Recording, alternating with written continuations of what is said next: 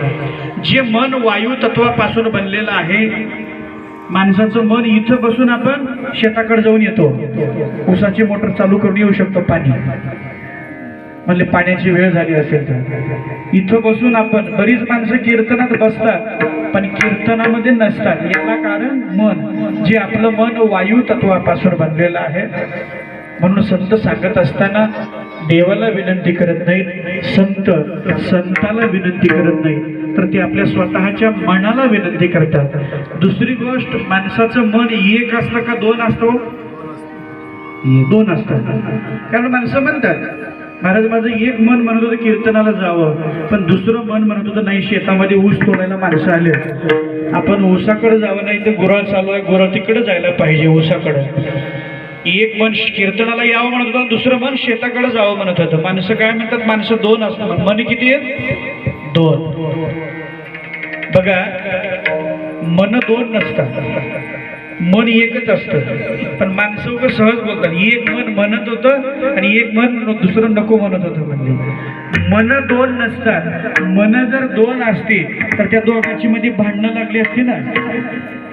तो शेताकडे कसं जातोस, तो कीर्तनाकडे कसं जातो. म्हणून मन एकच असतं माणसाचं, पण त्या मनाला बायका दोन असतात. त्या मनाला बायका दोन आहेत. एक प्रवृत्ती.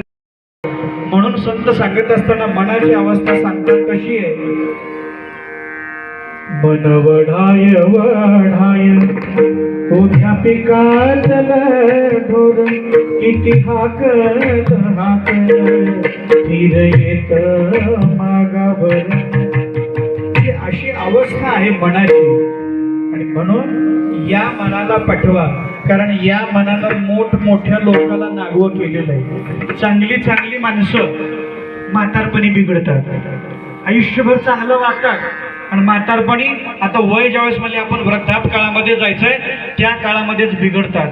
आणि काही काही माणसं सुरुवातीला बिघडलेली असतात आणि म्हातारपणी आता म्हणले काही झाली तरी झालो. मग माणसं म्हणतात सौ चूहे खाके बिल्ली चली हजको म्हणतात. काही का होईना नाही हो, म्हणजे करोड करोड बागले देव पूजेला.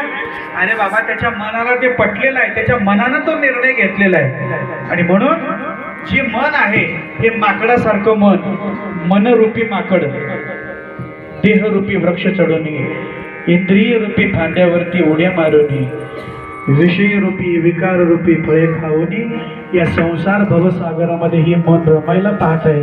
पण संत म्हणतात, मना तू इथं गुंतायचं नाही, कारण इथं गुंतण्यासाठी तू जन्माला नाही आलेला आहे.